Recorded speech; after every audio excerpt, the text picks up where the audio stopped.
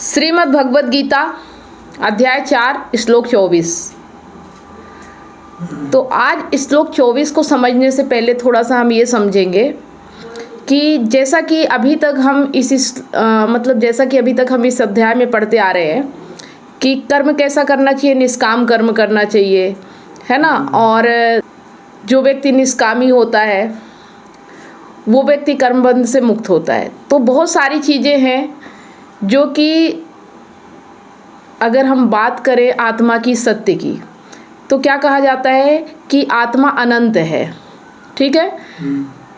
कर्म निष्काम होना चाहिए, ज्ञान ऐसा होना चाहिए जो तुम्हारे अनुभव में ही ना आए, निश्चल निष्कपट जो भी चीज़ें हैं ऐसी जो कि कुछ समझा ही नहीं जा सकता, कुछ किया ही नहीं जाता, सब निष्काम हो जाए, है ना। तो जब ऐसा हम बोल देते हैं, निर्गुण, बहुत सारी चीज़ें हैं जो हम बहुत ऊपर की बातें करते हैं, ठीक है, जो कि जहाँ पे अहम का कोई अस्तित्व ही नहीं रहता। तो इस चीज़ को लेके लोगों ने क्या किया, पहले वो समझेंगे, है ना।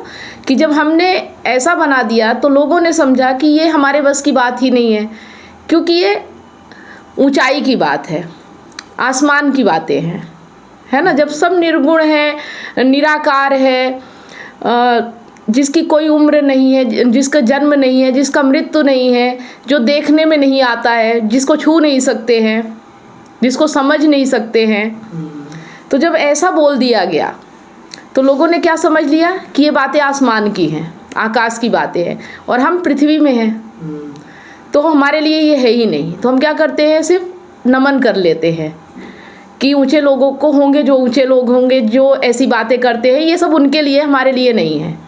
अक्सर आम आदमियों के मुंह से सुना है तुमने कि कहते हैं कि जब उनके सामने ज्ञान की बातें करो या अच्छी बातें बताओ कि ऐसे जीवन सफल हो जाएगा या जीवन ऐसा हो जाएगा, तो कहते हैं ये बड़ी बड़ी बातें हमारे काम की नहीं है।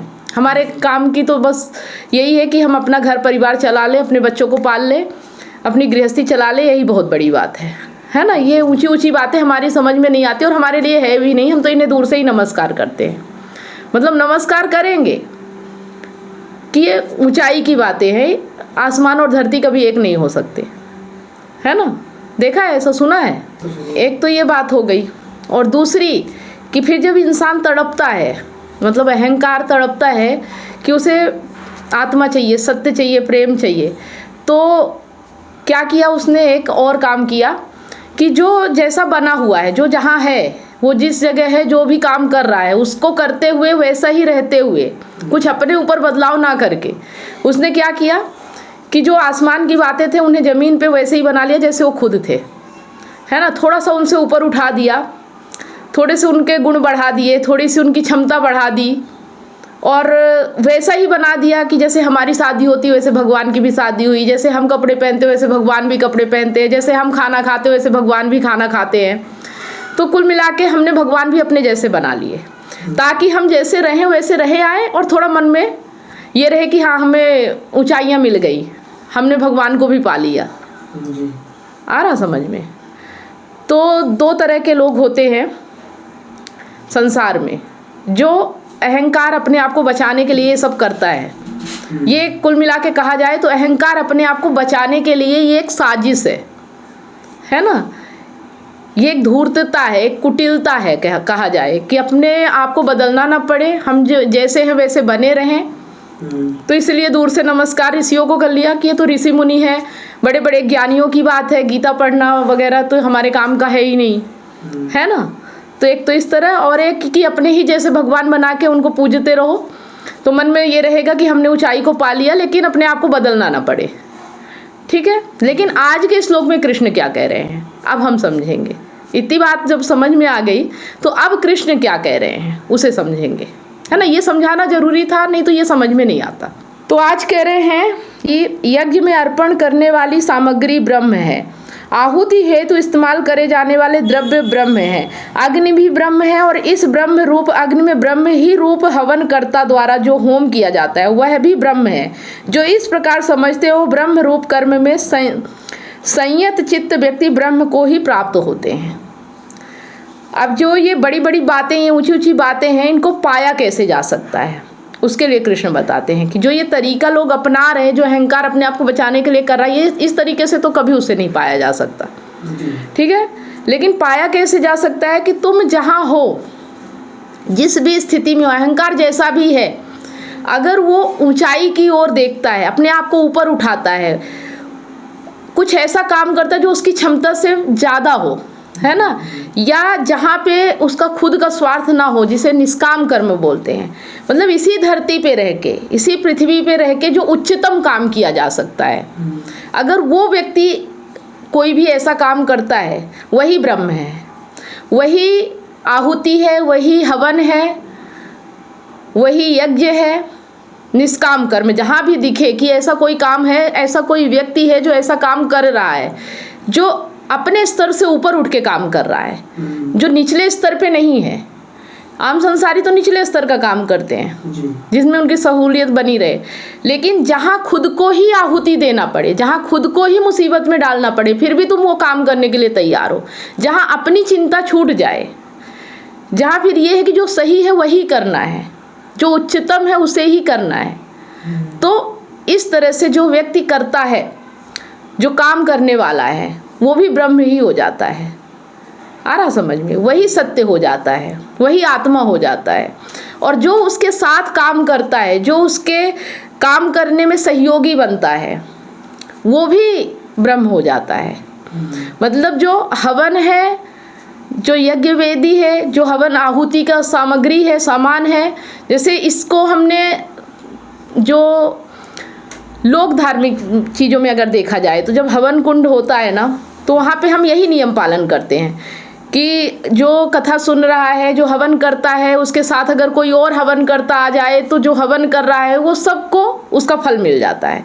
वैसे ही जो व्यक्ति निष्काम कर्म कर रहा है, जहाँ निष्कामता दिख जाए, जहाँ पे लगे कि कोई है ऐसा व्यक्ति जो बहुत ही उच्चतम काम कर रहा है, तो अगर उस व्यक्ति के साथ भी तुम काम कर रहे हो या चल पा रहे हो, मान लो तुम उच्चतम तक नहीं पहुंच पा रहे हो, तुम जड़ हो, तुम्हें बिल्कुल चीज़ें समझ में नहीं आ रही, लेकिन तुमने अगर उस व्यक्ति का साथ पकड़ लिया है, तुमने उसके साथ काम करना शुरू कर दिया है, तो तुम भी ब्रह्म बन जाते हो। मतलब उसके साथ जो भी होगा, यहाँ तक कि जो कहते हैं ना कि जैसे जो फौजी लड़ाई लड़ने जाता है, उच्चतम काम करता है कि वो लोगों की और देश की रक्षा करता है ना, तो उसकी बंदूक भी लोग पूजते हैं, वो हथियार भी ब्रह्म बन जाता है। तो उसी तरह से तुम तो मनुष्य हो, एक हथियार भी जब सही काम के लिए यूज किया जाता है तो वो भी सत्य के लिए ब्रह्म बन जाता है ना। तो उसी तरह से यहाँ बता रहे हैं कि अगर तुम उस निष्कामता में शामिल भी हो जाते हो, उसके साथ सहयोगी भी बन जाते हो, तो भी तुम ब्रह्म को प्राप्त कर लेते हो। ठीक है, तो ब्रह्म को पाना बहुत आसान है, कोई आसमान की बात नहीं है, और मनुष्य ही प्राप्त कर सकता है। ये क्षमता मनुष्य को ही मिली है ना। लेकिन ये कुटिलता है, अहंकार की धूर्तता है कि वो अपने आप को बिना बदले वहाँ पे खुद ही खुद सामग्री बनना पड़ता है, अपनी ही आहुति देना पड़ता है ना। जहाँ अहंकार नहीं होता वहीं निष्काम कर्म होता है, तो अहंकार की आहुति देना ही हवन करना हो गया, यज्ञ करना हो गया, निष्काम कर्म ही यज्ञ होता है। तो आ गया समझ में कि ब्रह्म को कैसे पाया जा सकता है। ब्रह्म कोई दूर की बात नहीं है। आदमी कैसे पा सकता है? अभी तुमने बोला कि ब्रह्म को कोई आश्चर्यजनक चीज नहीं है, कोई आसमानी चीज नहीं है, कोई बड़ी चीज नहीं ब्रह्म को पाना। ठीक है, ऐसा बोला। तो तुम्हें क्या समझ में नहीं आया? मुझे यही समझ में नहीं आया कि ब्रह्म मतलब क्या। अभी इतने दिन से अध्याय 4 तक हम पहुंच गए, अभी तक ये समझ में नहीं आया कि ब्रह्म माने क्या। कब से हम समझा रहे हैं, ये चीज अभी तक क्लियर नहीं हो पाई कि ब्रह्म माने क्या। ब्रह्म नहीं क्लियर हुआ ना, पहले तो वो ब्रह्म समझ में आना चाहिए। ब्रह्म माने होता है सत्य। अहंकार झूठा है और अहंकार को जान लेना, मतलब जो हम क्रिया कर रहे हैं, जो काम कर रहे हैं, जो हम कामना है, जो डर है, जो भय है, जो अहंकार माने बैठा है कि मैं ही सब कुछ कर रहा हूँ, मैं ही करता हूँ, सब मेरे लिए ही हो रहा है, ये सब वो मान के बैठा है, कर वो नहीं रहा है, हो तो गुणों के कारण हो रहा है। ये कितनी बार मैं समझा चुकी हूँ कि गुणों के कारण ही हमारे जीवन में सब कुछ हो रहा है, लेकिन अहंकार मानता है मैं कर रहा हूँ। इस चीज को समझ जाना ही सत्य कहलाता है। तो सत्य बोलो, फिर ब्रह्म बोल रहे हो तो सत्य, ब्रह्म, आत्मा, निष्कामता, हर चीज एक ही कहलाती है, एक ही कहलाती है। जहाँ अहंकार मिट जाता है, जहाँ अहंकार बिल्कुल ये कहने के लिए नहीं बचता, जहाँ दृष्टा बन जाता है, जहाँ ये नहीं कह सकता कि मैंने किया, फिर वो ये समझता है कि मैं भी प्रकृति का एक तत्व हूँ, शरीर के अंदर मैं भी एक तत्व हूँ, जिस तरह सभी चीजें हैं, है ना। वो फिर पूरा शरीर नहीं बनता कि मैं ही पूरा शरीर चला रहा हूँ, मैं ही शरीर हूँ। अच्छा।